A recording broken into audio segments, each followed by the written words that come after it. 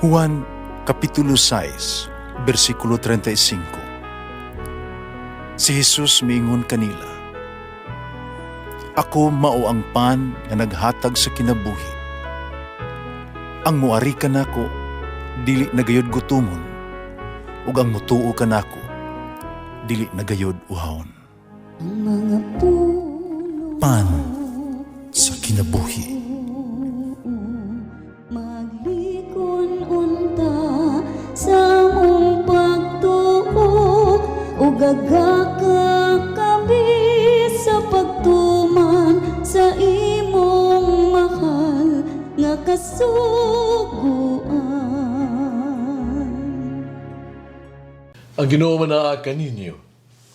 Santos nga Ebanghelyo sa ngalan ni San Lucas. Samtang naglakaw sila, may usa ka tawo miingon kang Hesus, "Musulod ako kanimo bisan asa ka moadto."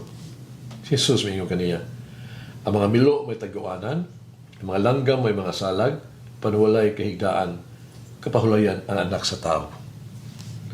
Mingon siya sa laing tao, "Sunod ka nako."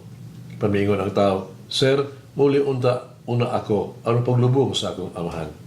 Si Jesus mitubag, "Pasagdi ang mga patay na maglubong sa ilang mga minatay, padikaw, lakaw, ug iwali ang giharian sa Dios." Naipag yung tao, sahab niingon, "Musulod ako kanimo, sir. Patuguti una ako pagpauli aron pagmamanilit sa akong banay." Si Jesus miingon kaniya, "Kisa gani kadto musunod pagdaro, sugod pagdaro, unya magpunay lingi, dili angay sa giharian sa Dios." Ang Ebanghelyo sa Ginoo. Pasalamati ang Ginoo kay siya maayo, ang iyang gugma mulungtad hangtod sa kahangturan. Pasalamati ang Diyos sa tanang mga Diyos, ang iyang gugma malungtaron. Pasalamati ang Ginoo sa mga Ginoo, ang iyang gugma balungtaron.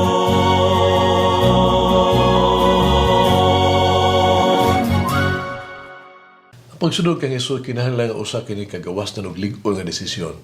Kinahanglan nga kini gikagis kasing-kasing. Kinahanglan wala kini pamugos. Walay lances, no excuses.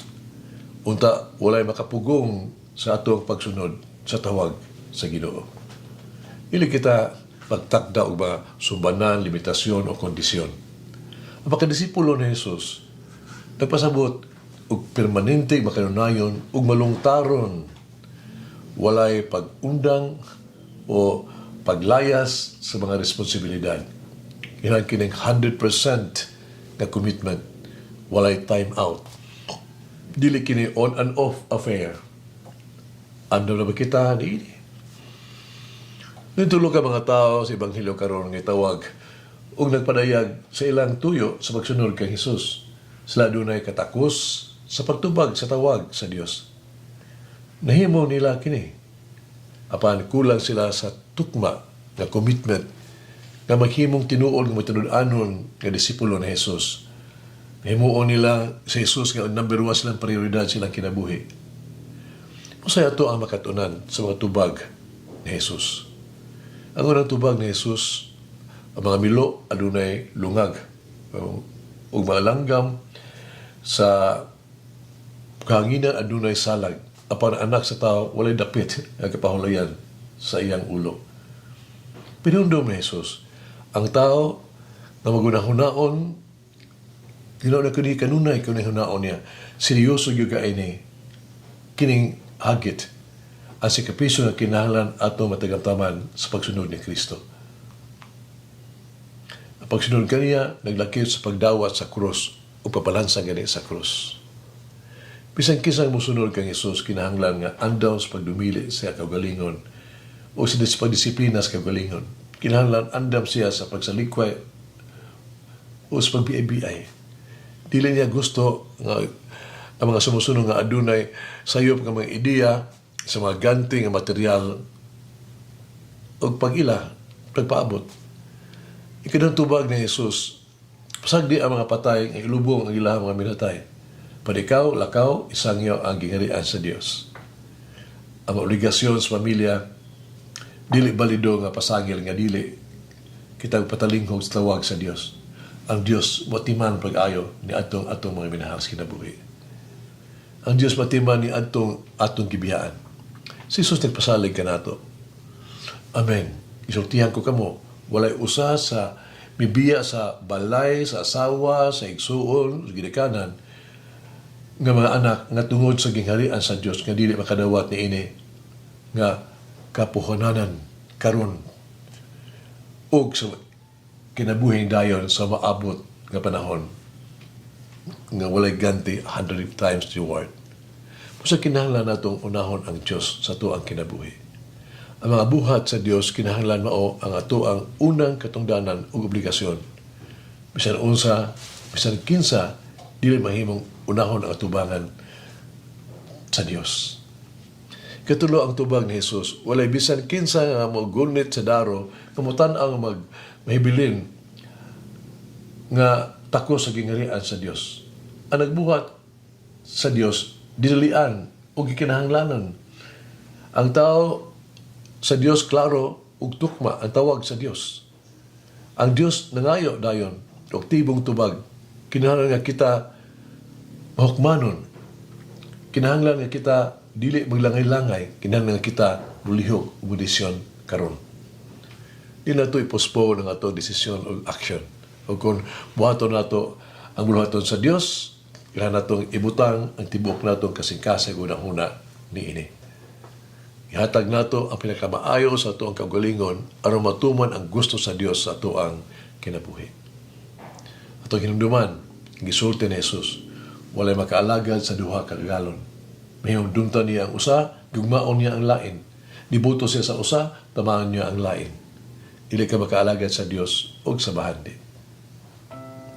Usa ka sugilanon, sa usa ka tribo, di usa ka pangulo, nangayo og mga voluntaryo aron makig-away batok sa mga manulong kanila. Ilang kaaway. Kinahanglan siya mga maingla, mga tao nga lig-on may panglawas kusgan ng mga lalaki. Daghang ang voluntaryo sa uhag. Pero usa ka bakol usab ang miduol ng voluntaryo. Pero gipangutan question sa pangulo sa abilidad unang utana unsa man nimo pagdumala, unsa man niya pagkumbate sa atubang sa kulian. Ang tao mitubag, ako miyan dili sa pagdagan, kundi sa pagpabilin o pagkig-away hangtod sa katapusan. O gidawat siya. Hanggat kinabuhi, asa man ako gitawag ni Jesus, sama nang gitugyan ni Jesus kanako. Usa na ako pag-ingon og oo kay Jesus. Magampo kita. Magagahom mo Diyos, maluluy ang amahan. Sa imong kaayo, ipanlanginan mo ako. Sa imong gugma, gatagan mo ako ug hanas ug mga talento.